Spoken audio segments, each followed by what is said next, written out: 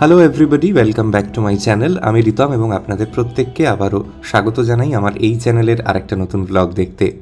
এই ট্রাভেল সিরিজের আগের পর্বে আমি আপনাদের ঘুরিয়ে দেখিয়েছিলাম WBTDCL এর নতুন শান্তিনিকেতনে গড়ে ওঠা একটি প্রপার্টি, যার নাম বাউল বিতান ট্যুরিজম প্রপার্টি। সেখানে দারুণ স্বাচ্ছন্দ্যে একটি দিন কাটিয়েছিলাম আমরা। এই নতুন ট্যুরিজম প্রপার্টির ব্যাপারে সমস্ত তথ্য ছিল সেই প্রথম ব্লগটিতে, যার লিঙ্ক পেয়ে যাবেন আজকের ভিডিওর ডেসক্রিপশন বক্সে। পরবর্তী দিন ব্রেকফাস্ট করে আমরা রওনা হলাম আমাদের পরবর্তী ডেস্টিনেশনের উদ্দেশ্যে। বোলপুর থেকে সেই জায়গাটি যেতে গাড়িতে সময় লাগে কম বেশি 1 ঘন্টা, ডিস্টেন্স এই 30 কিলোমিটার মতো। আপনারা ঠিকই ধরেছেন, আমরা রওনা হয়েছিলাম জয়দেব কেঁদুলির দিকে। সেখানে আমরা একটি দিন কাটিয়েছিলাম এবং আমরা স্টে করেছিলাম WBTDCL-এরই একতারা ট্যুরিজম প্রপার্টিতে, যা এগেন একটা দুর্দান্ত প্রপার্টি। রুমও যেরকম সুন্দর, ওভারঅল প্রপার্টিটাও কিন্তু খুব ফিনিশ স্টেটে আছে। আজকের এই পর্ব জুড়ে আমরা ঘুরে দেখব জয়দেব কেঁদুলি। কেঁদুলি গ্রামের ইতিহাসের ব্যাপারে আপনাদের সামনে অনেক তথ্য রাখার চেষ্টা করব। এই জায়গাটিতে যারা আসছেন একটি দিনের জন্য তারা কি কি দেখতে পারেন, WBTDCL-এর এই প্রপার্টিতে রুমের মান কীরকম, কিভাবে পৌঁছবেন, বাকি সমস্ত খুঁটিনাটি তথ্য দিতে থাকবো এই ব্লগটি জুড়ে।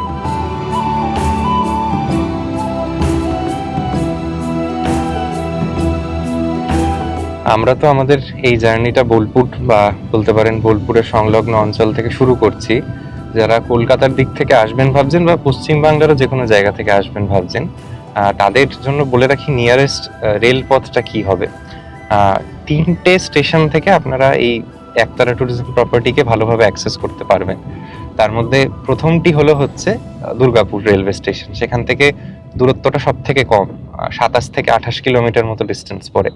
তারপরে হচ্ছে বোলপুর রেলওয়ে স্টেশন, অবশ্যই সেখান থেকে ওই 31-32 কিলোমিটার মতো, এবং পানাগড় থেকেও কিন্তু আপনারা আসতে পারেন। পানাগড় থেকেও ওরকম 30-32 কিলোমিটার মতো ডিস্টেন্স পড়ে। আপনারা যারা নিজেদের গাড়ি নিয়ে আসছেন সেটা তো জানেনই, কালকে আমরা যে পথ দিয়ে এলাম কলকাতা থেকে বর্ধমান হয়ে দুর্গাপুর হয়ে ইলাম বাজারের রাস্তা ধরে আপনাদের জয়দেব পৌঁছতে হবে। এবং যারা ধরুন স্টেশনে নামছেন, স্টেশন থেকে তো অনেকটাই যাত্রাপথ, বাস পাবেন কাছাকাছি আসবে, সেখান থেকে টোটো বা আপনি স্টেশন থেকে গাড়িও বুক করে নিতে পারেন। এটাই হচ্ছে পৌঁছানোর পথ নির্দেশিকা। আমাদের এই যে প্রপার্টি, আমরা যেখানে ছিলাম সকালেই বলছিলাম, এখান থেকে দেখাচ্ছে 1 ঘন্টা 5 থেকে 10 মিনিট নেবে। পৌঁছে গেলাম একতারা ট্যুরিজম প্রপার্টিতে। দারুণ জায়গাটা, দারুণ, এত সুন্দর, এত ফ্রেশ।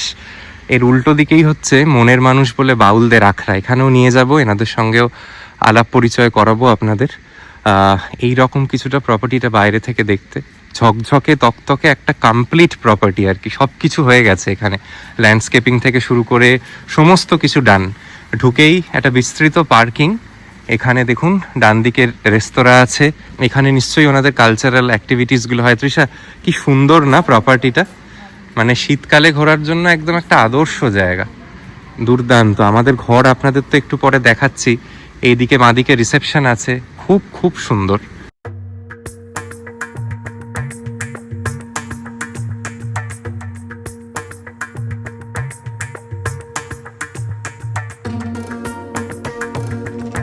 এখানে গাঁদা ফুলগুলো দেখুন, এই শীতে যারা ফুল ভালোবাসি না আমরা, এত ভালো লাগে।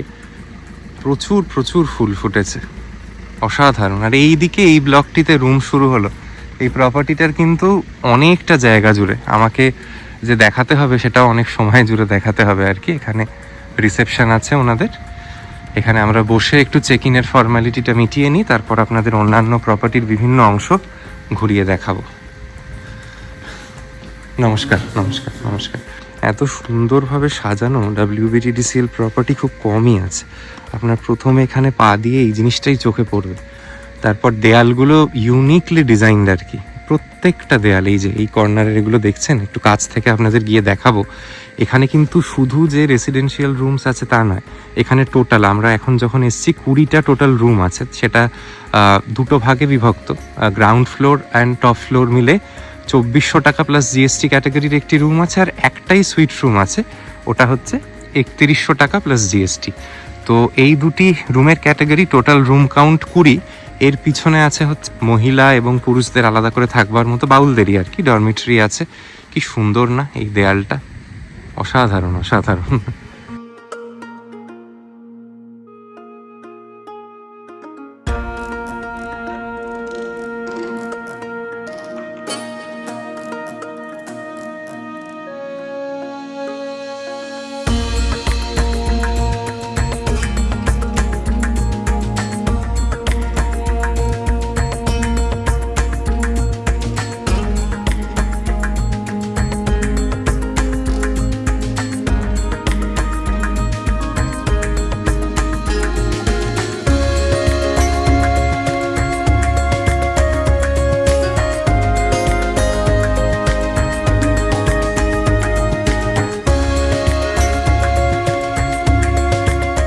চলুন আপনাদের একটু রুমের দিকে নিয়ে যাই।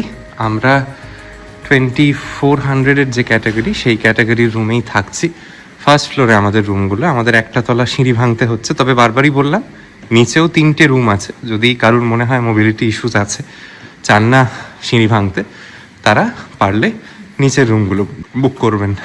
আপনাদের রুম নাম্বার 201-এর একটা রুম ট্যুর একটু দিয়ে দিই। এইরকম কিছুটা রুমের ইন্টিরিয়ার্স। ঢুকে বাঁদিকে একটা ডাবল বেড, এদিকে একটা ছোট স্টাডি ডেস্ক, সামনে টিভির জায়গা আছে, আয়না দেওয়া, এদিকে একটা ওয়ার্ড্রব, এদিকে দুটো বসবার জায়গা, চেয়ার আছে সেন্টার টেবিলের সঙ্গে, চার্জিং পয়েন্ট স্যাম্পল আছে, ইন্টারকম পাবেন এবং রেস্তোরাঁর মেনু কার্ডও দেওয়া আছে। এখানে একটা বড় জানালা, সেটা দিয়ে আমরা যে রাস্তাটা দিয়ে ঢুকলাম আর প্রপার্টির আশপাশটা খানিকটা দেখা যাচ্ছে। আর এই দিকে অন্যান্য যে জিনিস সেটা একটু দেখিয়ে দিই। এটা হচ্ছে রুমের সঙ্গে লাগোয়া ওয়াশরুম। ওয়াশরুমটাও একেবারেই পরিষ্কার পরিচ্ছন্ন। এখানে ওনারা কিট দিয়েছেন, like any other West Bengal tourism property. সব কিছুই পাবেন, শ্যাম্পু, শাওয়ার জেল থেকে শুরু করে শেভিং কিট, হাত ধোয়ার সাবান সব আছে। বাড়ি থেকে কিছু আনবার প্রয়োজন পড়বে না। এদিকে আছে একটা dedicated shower area, fresh towels দিয়েছেন, ওয়েস্টার্ন টয়লেট তো আছেই, আর এখানে আছে একটা বেসিন উইথ হ্যান্ড ওয়াশ।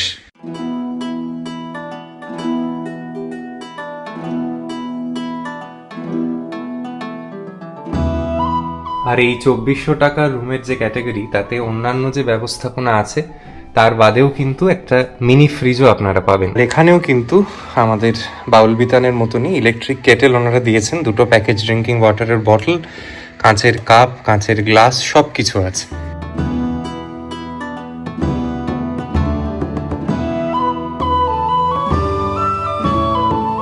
এই রুম থেকে বেরিয়েই হচ্ছে কমন বারান্দা মতো।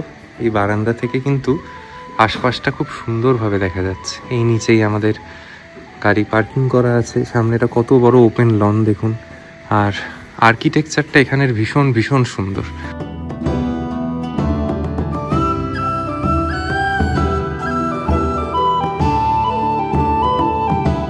আপনাদের একটু পায়ে পায়ে প্রপার্টিটা ঘুরিয়ে দেখাই। অনেক বড় প্রপার্টি তো, অনেক জায়গা নিয়ে। আপনাদের তো এতক্ষণ রুমটা দেখালাম, রেস্তোরাঁ দেখালাম, রিসেপশনের অংশটা দেখালাম, তার বাদেও আরও অনেক কিছু দেখবার আছে। যেটুকু সম্ভব অল্প সময়ের জন্য এসেছি, তার কিছু অংশ আপনাদের সামনে তুলে ধরি। এইটা আমরা কি দেখছি দাদা, এই সামনের এই যে বিল্ডিংটা, এটা কনফারেন্স হল। আচ্ছা, ম্যারেজ প্রোগ্রামের জন্য বা এমনি কোনো সেমিনারের জন্য আপনারা রেন্ট আউট করি। আচ্ছা, আর এই দিকটা আমরা কি দেখছি, এই অংশটা? এই অংশটাও আমাদের রুম আছে। আচ্ছা, আমাদের ফার্স্ট ফ্লোরে সমস্ত রুমগুলো আছে। গ্রাউন্ড ফ্লোরে সিনিয়র সিটিজেনের জন্য 3টে রুম আছে। 3টে রুম রেখেছেন আপনারা। গ্রাউন্ড ফ্লোরে গুণগত মান তো সব একই রকম? একই রকম। আচ্ছা, আমাদের সুইট রুম একটা দেখা বাকি আছে, ওটা আমরা একটু পরে দেখছি, ওটা রেডি হয়ে গেলে। আর এই দিকে আপনাদের বলছিলেন কিছু বোধহয় ডরমিটরি ফ্যাসিলিটি আছে। বাউল ডরমিটরি যেটাকে বলছে, মানে এখন ডরমিটরি আছে, ওখানে দুখানা ডরমিটরি আছে। আচ্ছা, ওখানে বলছি ওনারা কি থাকেন এসে? ওনারা আইএনসি ডিপার্টমেন্টের যখন কোনো মানে ওরা ইভেন্টস করেন তখন ওনারা এসে থাকেন। ওকে ওকে ওকে, হ্যাঁ, তখন ওনারা এসে আইএনসি ডিপার্টমেন্টে ওখানে রাখেন এবং কোনো ইভেন্টগুলোতে ওনারা থাকেন। ওকে ওকে, বুঝেছি। এইগুলো যে আমরা দেখছি এগুলো এমনি রুমেরই অংশ, সব রুমেরই অংশ। ওকে ওকে। এটা হচ্ছে বাউল কিচেন বা এটা ওপেন কিচেনও বলতে পারেন। আমরা ব্যাংকোয়েটে যখন যারা বিয়ে বাড়ি পারপাস করে তাদেরকেও আমরা এটা ভাড়া দিতে পারবো। বুঝে গেছি, কিচেন। এই হচ্ছে ডরমিটরি। ওকে, এগুলো হচ্ছে ওনাদের থাকবার জন্য। হ্যাঁ, ওনারা যখন ওয়ার্কশপ করবে, যখন বাউলদের কোনো ওয়ার্কশপ করছে আইএনসি ডিপার্টমেন্ট, তখন এই ডরমিটরিগুলো ব্যবহার করা হয়। এখানে মেল ফিমেল দুটো আলাদা করে ডর্ম করা আছে, দুটো ডরমিটরি করা আছে। আচ্ছা, প্রপার্টিটা তো আপনাদের ঘুরিয়ে দেখালাম, কয়েকটা তথ্য একটু দিয়ে দিই যেটা আপনাদের বুকিংয়ের সময় কাজে লাগতে পারে। প্রথমতই যে জিনিসটি বলার সেটা হচ্ছে, এখানেও কিন্তু অন্য WBTDCL প্রপার্টিগুলির মতো সোম থেকে বৃহস্পতিবারের মধ্যে যদি আসেন আপনারা ছাড় পাবেন। সিনিয়র সিটিজেন হলে পাবেন, কোনো ক্যান্সার পেশেন্টের নামে বুকিং হলে পাবেন, এবং সোলো ট্রাভেলার এলে 10% করে একটা ডিসকাউন্ট থাকে। গভর্নমেন্ট হলিডেজ এবং শুক্র শনি রবিবারে এইগুলো ভ্যালিড নয়। ড্রাইভার অ্যাকোমোডেশন আছে, 500 টাকা করে খাওয়া থাকা নিয়ে একটা রেট ওনারা ধার্য করেছেন। আর আরেকটা যেটা বিষয় সেটা হচ্ছে যে, অনেকেই জানতে চান ওয়াইফাই আছে কিনা প্রপার্টিটায়।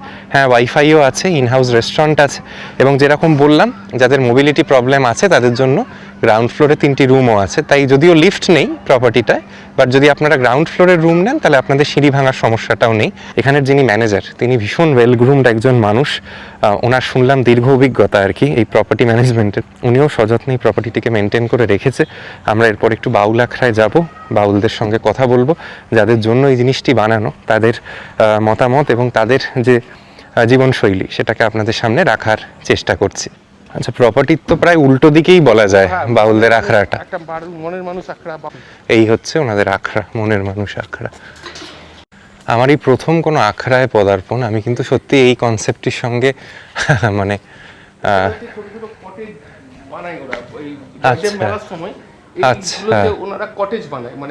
নিজেদের থাকবার মতো, নিজেদের বাউলদের থাকবার মতন টেন্ট। এই তো বলছি মকর সংক্রান্তি তো ধরুন চলেই এলো, আর বোধহয় মাসখানেক পরেই এখানে ওনারা ধ্যান জ্ঞান এবং গান উপাসনা নিয়ে থাকেন আপনারা।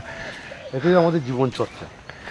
আচ্ছা, আপনাদের তো আমি দেখি আমরা যখন সোনাঝুরির হাটে যাই বহু মানুষ ওখানেও মানে মানে সঙ্গীত চর্চা নিয়ে থাকেন, বাউল গানে মগ্ন থাকেন। তারা কি সবাই এই জায়গাগুলি থেকেই তাদের উৎপত্তি, নাকি তারা লোকাল মানুষও হতে পারেন? বাউল যে কোনো জায়গা থেকে তৈরি হয়। বাউল হচ্ছে গুরু পরম্পরা। ঠিক, বাউল যে কোনো জায়গার যেখানে সৎগুরু সন্ধান করলে, গুরুর সন্ধান পেলে ভক্তরা তৈরি হয়। আচ্ছা, সোনাঝুরির হাটের জন্য কিন্তু বাউল নয়। ঠিক, বাউল হচ্ছে একটা যাপন।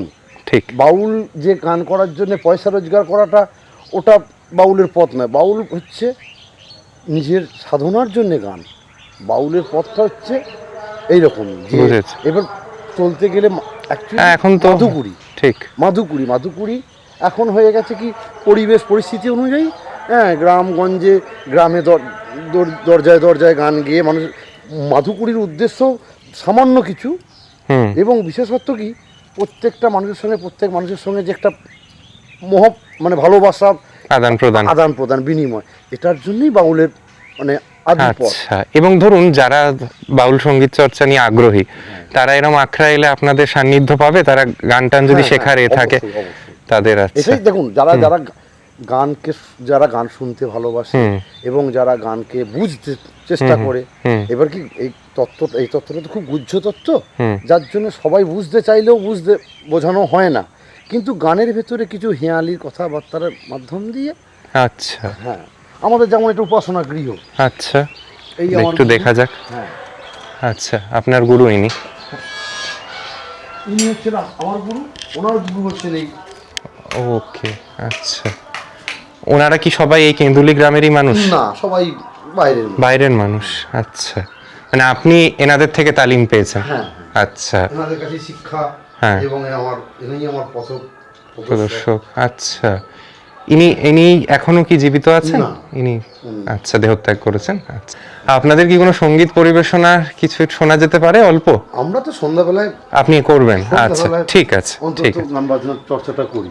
আমাদের খুব মানে কি বলবো, বৈভব জীবন নয়, কিন্তু জীবন কিন্তু কোনো বৈভব নয়, সেই কৃচ্ছা সাধন করে থাকা। হ্যাঁ, কৃচ্ছা সাধন। বাউলের পথটাই হচ্ছে কৃচ্ছা সাধন। তবেই যিনি মানে কৃচ্ছা সাধন করেই বাউলের পথটা তৈরি। এগুলো কি আপনাদের থাকবার হিসেবে আপনারা বানিয়েছেন এই কুটিরগুলো? ভক্তরা থাকেন। আচ্ছা, আচ্ছা, আচ্ছা, মায়েরাও থাকেন। বাহ, বাহ, খুবই সুন্দর। এরকম তো অনেকগুলি কটেজ দেখছি, ছোট ছোট মাটির ঘরের মতো। বাহ, এইটা আমরা ওই মাটির মতো কালারটা রাখি যাতে প্রকৃতির কাছাকাছি থাকে। এটা একটা অন্যরকম রং করা যায়, কিন্তু যাতে প্রকৃতির সঙ্গে কাছাকাছি। প্রকৃতিরই জিনিস, আমরা প্রকৃতিকে নিই, প্রকৃতিরই কথা মানুষকে শোনাচ্ছি। ঠিক আছে, ভালো লাগলো আলাপ হয়ে। আপনাদেরও অনেক শুভেচ্ছা রইল। এটা হচ্ছে একতারা ট্যুরিজম প্রপার্টির রেস্টুরেন্ট। ভিতরে বসি, রেস্তোরাঁটা খুব সুন্দরভাবে সাজানো। আপনারা কনফারেন্স রুমের ওখানে যে ডেকোরেশনটা দেখলেন অনেকটা সেভাবেই সাজানো।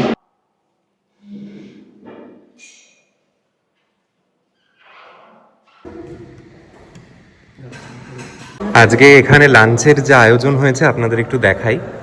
অ্যাজ ইউজুয়াল আমরা ভেজ থালি তো নিয়েইছি, প্রত্যেকের একটা করে। ভেজ থালির মধ্যে কি কি আছে সেটা একটু আগে দেখিয়ে নিই। এখানে আছে পাঁপড়, সাদা ভাত, এখানে আছে আলু ভাতে ঘি, পেঁয়াজ, শসা, বেগুন ভাজা, চাটনি, মিষ্টি, এদিকে আছে সবজি, আলু পোস্ত, ডাল, আর তার বাদেও আমরা বিভিন্ন অন্যান্য আমিষ পদ নিয়েছি। তার মধ্যে এখানে দেশি চিকেনের একটা প্রিপারেশন নিয়েছি, কাতলার কালিয়া নিয়েছি, পমফ্রেট মাছের ঝাল নিয়েছি এবং মাদের ওদিকে পিওর ভেজ আইটেমগুলির মধ্যে একটা ধোকার ডালনাও আছে। তো খুব সুন্দর প্ল্যাটার, দারুণ খাওয়া দাওয়ার ব্যবস্থাপনা, এবং যেটা বারবারই বলছি, আমরা যে জায়গাটিতে বসে খাচ্ছি সেটাও ইটসেলফ ভীষণ ভীষণ সুন্দর। তো চলুন খাওয়া দাওয়া সেরে নেওয়া যাক এবং খাবারের পর জানাবো যে কীরকম আমাদের লাগলো। যারা এই WBTDCL প্রপার্টিগুলিতে থালির দামের ব্যাপারে জানতে আগ্রহী তারা অবশ্যই আগের পর্বটা রেফার করবেন, সেখানে সমস্তটা আমি দেখিয়েছিলাম। এখানে আর রিপিট করছি না, তবে এটুকু বলতে পারি এই থালিগুলি কিন্তু ভীষণ অ্যাফোর্ডেবল রেটস থেকে শুরু হয়। চিকেন থালি, ভেজ থালি ভীষণ ভীষণ সাধ্যের মধ্যে। খাওয়া দাওয়া শেষে আমরা সাইট সিইং করতে বেরোলাম।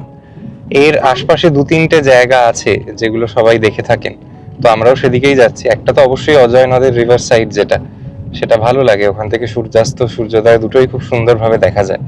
তারপর এখানে একটি রাধা বিনোদ মন্দির আছে, যেটা জয়দেবের মূল মন্দির, এবং ওই রিভার সাইডটিকে ঘিরেই কিন্তু এই মকর সংক্রান্তিতে যে বিশাল মেলাটি বসে সেটা অনুষ্ঠিত হয়। তো আমরা এই গাড়ি করে যাচ্ছি।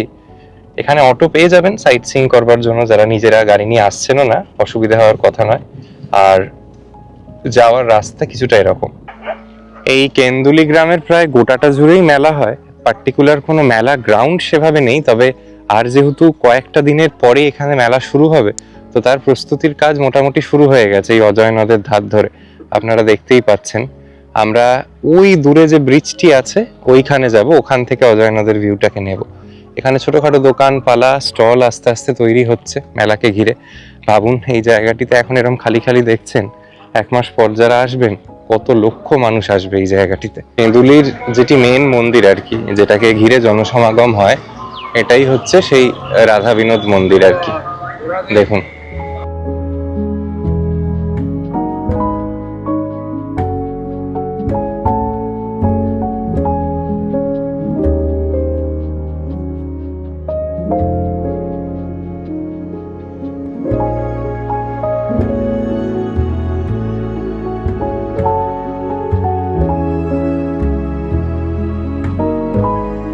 এটা ছিল জয়দেবের বাড়ি, বাড়ির ওপরে মন্দির।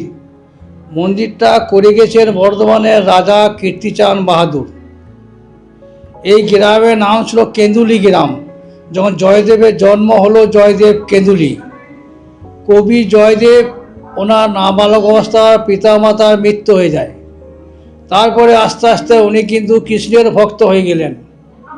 কৃষ্ণের ভক্ত হয়ে যাওয়ার পরে উনি একটা গীত গোবিন্দ রচনা বই লিখেছিলেন, ইসে মারা গড়াল খান্ডানা মামা শিরেছি মন্ডনাং দেহি পদ পল্লব মোদারম।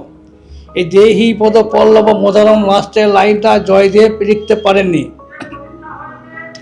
কারণ কৃষ্ণের প্রেমিক হচ্ছে রাধা, রাধার পদযুগল কৃষ্ণের মাথায় রাখতে বলছে, সেই কারণে জয়দেব কিন্তু লিখতে পারেননি। তখন মনে মনে উনি 3টে সংকল্প বেছে নিলেন। আহার, অর্থ, নিদ্রা, 3টেই উনি ত্যাগ করলেন। যতদিন পর্যন্ত আমি কৃষ্ণ দর্শন না পাচ্ছি, লাস্টের লাইনটা লিখতে না পারছি, ততদিন পর্যন্ত আমি আহার, অর্থ, নিদ্রা 3টে জিনিস আমি ত্যাগ করলাম। এরপর উনি কিন্তু গঙ্গা যেতেন স্নান করতে, কাটোয়া গঙ্গা, যার রাস্তা হচ্ছে আপ ডাউন 400 থেকে 500 কিলোমিটার, 365 দিন অর্থাৎ রোজ। গঙ্গা দেবী জয়দেবকে বললেন, ভক্ত জয়দেব, তোমাকে এইখানে আর কষ্ট করে আসতে হবে না, আমি যাব কদমকুণ্ডের ঘাটে মকর সংক্রান্তির দিনে। আপনি যে আমার কষ্টের জন্য আসবেন তার প্রমাণ না, আমি জবা ফুল হয়ে যাব কদমকুণ্ডের ঘাটে মকর সংক্রান্তির দিনে। সূর্য ওঠার আগে তুই পথ চেয়ে বসে থাকবে, আমি জবা ফুল হয়ে যাব, তোমার কোলে গিয়ে পড়ব, তুমি স্পর্শ করে ছেড়ে দেবে, আমি আবার অন্তর ধ্যান হয়ে নিজের জায়গায় বসে যাব। গঙ্গা দেবী দর্শন জয়দেব পেয়ে গেলেন। তখন উনি ছোট্ট করে একটা মেলা বসিয়ে গেলেন, যেটা আজও চলে আসছে, জয়দেবের মেলা। সেই মেলাতে যেটুকু নগরে দিতেন সেটুকু উনি আদায় করে দিতেন, যেটা নরনারায়ণের অতি ফকির সাধু বৈষ্ণব সেবা হবে, আমি সেবা করব না। তারপর থেকে উনি এই অজয় নদীতে কদমকুণ্ডে ঘাটে স্নান করতে লাগলেন। প্রত্যেক দিন স্নান করা আসার পরে উনি গোবিন্দের জল সেবা দিতেন, জলটি পান করতেন আর চোখের জলে পুজো করতেন। এই মন সময় একদিন জয়দেবের রূপ ধরে স্বয়ং কৃষ্ণ হইলেন। এসে পড়ে পদ্মাবতীর হাতে, উনি বলছে পদ্মাবতী আমার মনে পড়ে গেছে, লেখাটা দাও, ওর শেষ করে দিই। বলছে আপনি প্রভু স্নান করবেন না? ও স্নান আমি পরে করবো, আমি ওকে লিখে দিই। ওনার লেখা হয়ে গেছে। উনি সেই প্রসাদ যেমন কৃষ্ণের গোবিন্দের সেবা দিয়ে যে প্রসাদটি গ্রহণ করেন, সেই প্রসাদ উনি গ্রহণ করছেন, নিয়ে পাশে বিশ্রাম করছে বলে চলে গেলেন। তারপরে জয়দেবের প্রবেশ। এ কি পদ্মাবতী, আর গোবিন্দের সেবা না দিয়ে তুমি সেবায় বসে গেলে কি ব্যাপার? বলছে আপনি যে সেবা দিলেন, আপনার পাত্রেই তো আমি সেবা দিয়ে বসছি। বলছে না, আমি তো আসি নাই, আমি স্নান ছেড়ে এইমাত্র আসছি। তাহলে আপনি কে আর উনি কে? তখন ওনার গালে হাত, তখন দেখছে স্বয়ং কৃষ্ণের লেখা লাস্টের লাইনটা, দেহি পদ পল্লব মধুরাম, ইনি হলেন স্বয়ং ভাগ্যবতী। নমস্কার, আমি সেবায়ত পুরীর নাম বেণীমাধব অধিকারী। আশা করি আপনারাও আমার মতো কেঁদুলি গ্রামের ইতিহাস জানতে পেরে অনেকটা সমৃদ্ধ হলেন। আমারও কিন্তু সত্যি কথা এতটা ডিটেলসে এই তথ্যগুলি জানা ছিল না। আমারও খুব ভালো লাগলো। সেদিন সন্ধেবেলায় আমরা আরেকটি বাউল আখড়ায় যাই। এই যে দুজন মানুষকে দেখছেন, এনারা অত্যন্ত গুণীমানের শিল্পী, বিশ্বমানের শিল্পী বলা যায়। এই কেঁদুলি গ্রামের এনারা মানুষ হলেও এনারা এইখানের কালচার এবং ফোক সংকে সারা পৃথিবীর দরবারে পৌঁছে দিয়েছেন। ওনাদের কিছুক্ষণ সময় পাই সেদিন, এবং ওনাদের দুটো গান শোনার সুযোগ হয়। সেই গানের কিছু অংশ অবশ্যই আপনাদেরও শোনাতে চাইব। কেমন লাগলো অবশ্যই জানাবেন। আর আমাদের WBT রিসেল প্রপার্টিটাতেও কিন্তু সন্ধেবেলায় কালচারাল ইভেন্ট হয়, সেখানেও নানা বাউল গান শোনার সুযোগ হয়েছিল আমাদের।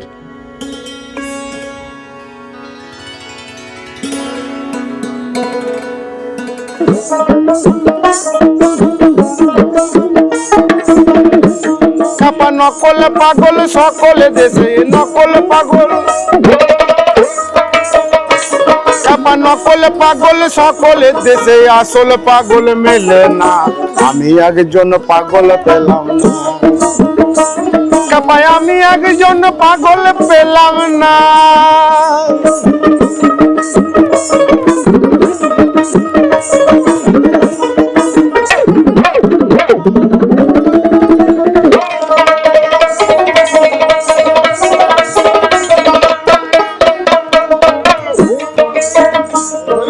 কেউ বা পাগল পীড়িতের আসে,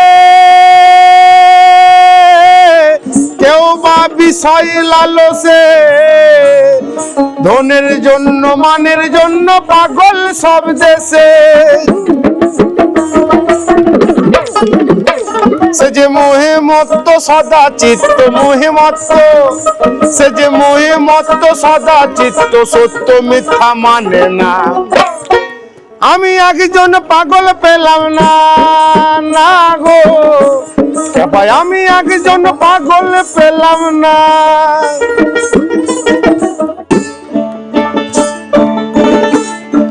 ওহে নদের চাঁদ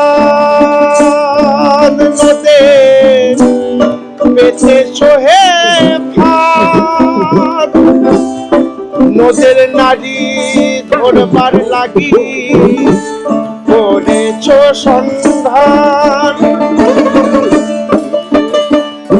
তুমি তাক না জেনে তাক লাগাও হে, তাক না জেনে তুমি তাক না জেনে তাক লাগাও হে, দাগ ফেলো হৃদয়, তুমি দাগ ফেলো হৃদয়,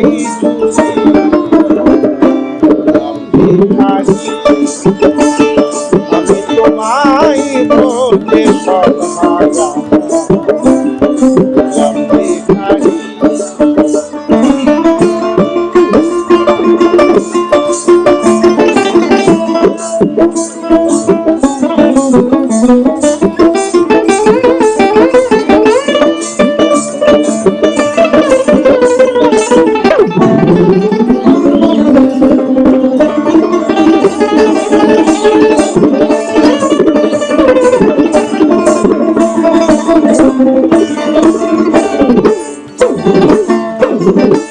অজয় নদের ধার ধরে এরকম বহু আশ্রম বাউলদের আখড়া আছে, তার মধ্যে আমরা একটিতে এসেছিলাম।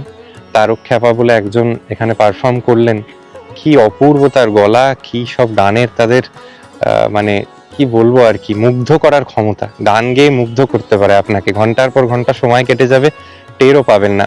জয়দেবে কিন্তু এগুলোই এসেন্স। আপনারা যারা আসছেন কোনো একটি বাউল আখড়ায় যান, বাউলদের সঙ্গে সময় কাটান, তাদের জীবনশৈলী দেখুন, আপনারাও অনেকটা কিন্তু কি বলবো এনরিচড হয়ে বাড়ি ফিরবেন। কি অপূর্ব লাগছে দেখুন আশপাশটা সন্ধে নেমে যাওয়ার পর একতারা ট্যুরিজম প্রপার্টিতে। আমার সকালেই যেটা আপনাদের বলা ছিল যে এটা একটা complete property, everything is done. তো এখানের ল্যান্ডস্কেপিংটাও যেহেতু খুব সুন্দরভাবে করা হয়েছে, লজিক্যালি এনাদের লাইটিংটাও ইজ অ্যাট পার। কি অপূর্ব লাগছে আশপাশটা, যেদিকটা ঘুরে দেখবেন চারিদিকে আলোয় ঝলমল করছে। এই দিকটা দেখুন শুধু, কি অপূর্ব না, দুর্দান্ত। 6:30 থেকে এখানে বাউল গানের আসর বসে, অকিউপেন্সি ভালো থাকলে। আমরা একটু বাউলদের গান শুনতে যাচ্ছি, ওনারা এসে গেছেন অনেকক্ষণই। ওনাদের কালচারাল অ্যাক্টিভিটি হিসেবে এটা একটা বাড়তি পাওনা। তো দেখি চলুন, বাঁদিকে রেস্তোরাঁ, ওখানেই বাউল গানের আসর বসেছে।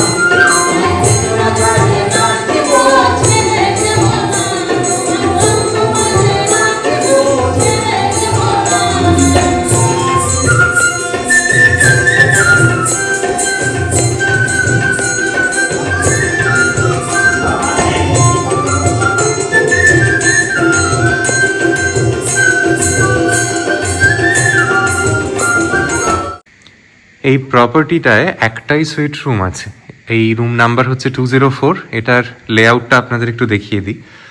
ঢুকেই একটা বসবার জায়গা, সোফা সেট, ডাইনিং টেবিল এবং টিভি দিয়ে সাজানো, এসি ফ্যান দুটোই পাবেন।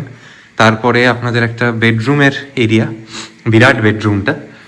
এখানেও দুটো চেয়ার, টেবিল, ডাবল বেড এগুলো দিয়ে সাজানো, ওয়ার্ড্রব আছে, বড় আয়না, টিভি, এসি, দুর্দান্ত।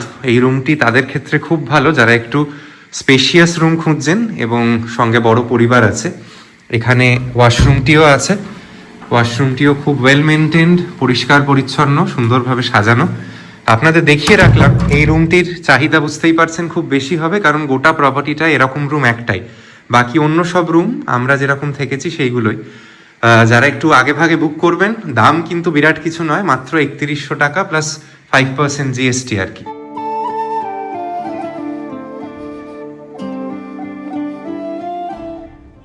সেদিন রাত্রে আমরা আবারও ডিনার সারলাম ওনাদের রেস্তোরাঁয় বসে। বিরিয়ানি নিয়েছিলাম, সঙ্গে থালি ছিল, সকালে খেতে না পারা পমফ্রেট মাছটাও কিন্তু খেলাম রাত্রিবেলা।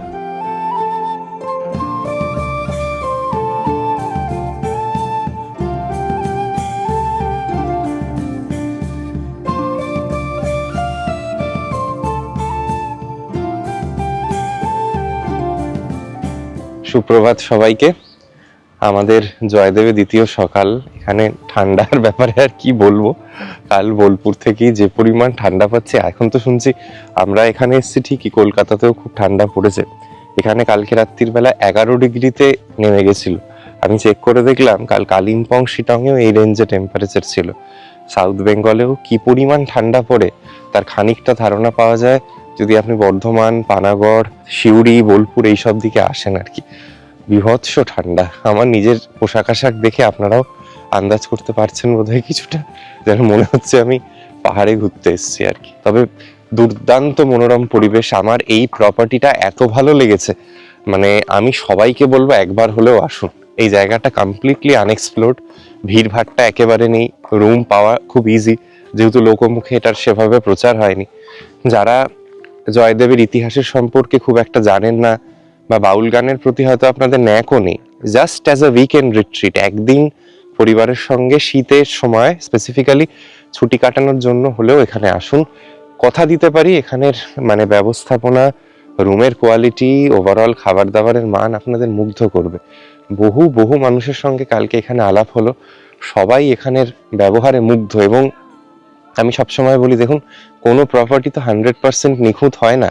যেটুকু হয়তো ঘাটতি আছে, এখানের যিনি ম্যানেজার বাবু সঞ্জয় সামন্ত বলে, তিনি তার শেষ মানে কি বলবো আর কি ব্লাড অ্যান্ড সোয়েট দিয়ে সেই ঘাটতিগুলোকে মেটানোর চেষ্টা করছে। আমরা আজকে ব্রেকফাস্ট করে মোটামুটি 9:30-10টা নাগাদ এখান থেকে চেক আউট করে বেরোবো, আবার বাড়ি ফিরে যাওয়ার পালা। ব্রেকফাস্টেরও নানা রকম অপশন থাকে, like any other WBTDCL property. একটা তো অবশ্যই পুরি সবজি এটা দিয়ে একটা প্ল্যাটার থাকে, কলা, ডিম সেদ্ধ, মিষ্টি এগুলো পাবেন, এবং এটার জন্য আলাদা করে কোনো চার্জ নেই। আপনি যে রুম ট্যারিফ দিচ্ছেন, যতজনের জন্য রুমটা বুকিং করেছেন প্রত্যেকের জন্য ব্রেকফাস্টটা কমপ্লিমেন্টারি হয়ে যায়। দ্বিতীয় অপশনটা হচ্ছে ব্রেড বাটার দিয়ে, একই ব্রেড বাটার, কলা, মিষ্টি, ডিম, এটা একটা। আর তৃতীয়টা হচ্ছে আপনি যদি কর্নফ্লেক্স খান দুধ দিয়ে, সেটা প্লাস আবার অন্যান্য জিনিস একই রকম। তো বলে দেবেন আগের দিন আপনার কোনটা নেওয়ার ইচ্ছে, সেই অনুযায়ী ওনারা কাস্টমাইজ করে রেডি করে রাখবেন। আর ধরুন দুজনের ঘরে যদি 3জন থাকেন, যদি বেড এক্সট্রা না নেন তাহলে 20% এক্সট্রা খরচ পড়ে। আর যদি আপনি বেড নেন আর কি, কট নেন, তাহলে রুম ট্যারিফে 30% এক্সট্রা পড়বে আর কি। তো সুইট রুমে অনায়াসেই 3জন থাকা যেতে পারে। এই ছোট রুমগুলো দুজনেরই জন্য যথেষ্ট আমার মনে হয়। দেখে নেবেন। এখানে শীতের সময় অবশ্যই আসুন, যতদিন এখানে শীতকাল আছে, this place will feel like haven.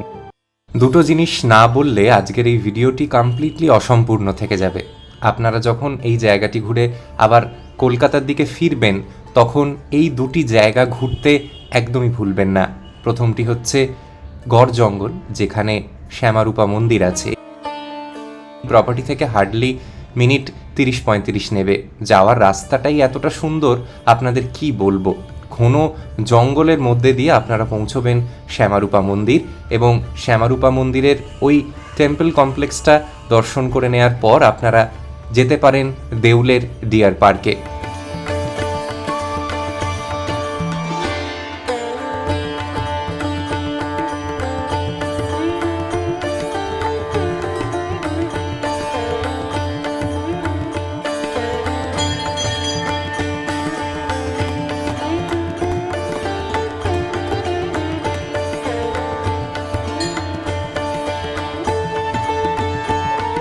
Shyamarupa মন্দির ঘোরবার শেষে অবশ্যই ঘুরে দেখবেন গড় জঙ্গলের মধ্যেই অবস্থিত মহর্ষি মেধাশ্রম, যেখানে শোনা যায় প্রথম দুর্গা পুজো হয় রাজা সুরতের হাত ধরে।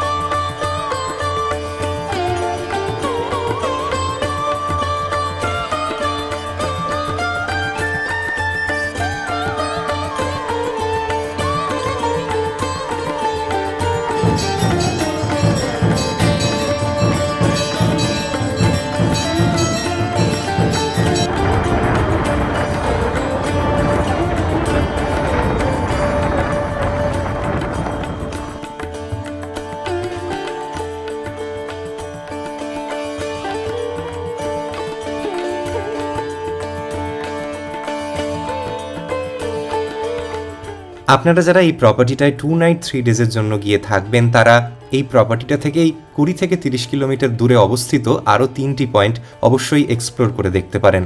প্রথমটি হচ্ছে ইলাম বাজারের কাছে অবস্থিত ইলাম বাজার বুট ফসিল পার্ক। দ্বিতীয়টির নামটাই ভারী মজার, দুবরাজপুরের কাছে অবস্থিত মামা ভাগ্নে পাহাড়। এবং তৃতীয় জায়গা যা হয়তো আপনি চেনেন তা হচ্ছে বক্রেশ্বর। বক্রেশ্বরে মহিষমর্দিনী শক্তিপীঠ দেখতে ভুলবেন না এবং বক্রেশ্বরের হট স্প্রিংয়ের ব্যাপারেও আশা করি আপনারা অনেকেই জানেন। আজকের এই ভিডিওটিকে এখানেই শেষ করলাম। যদি আমার কাজ ভালো লেগে থাকে তাহলে অবশ্যই ভিডিওটিতে একটি লাইক দেবেন এবং আমার এই চ্যানেলটি সাবস্ক্রাইব করতে ভুলবেন না।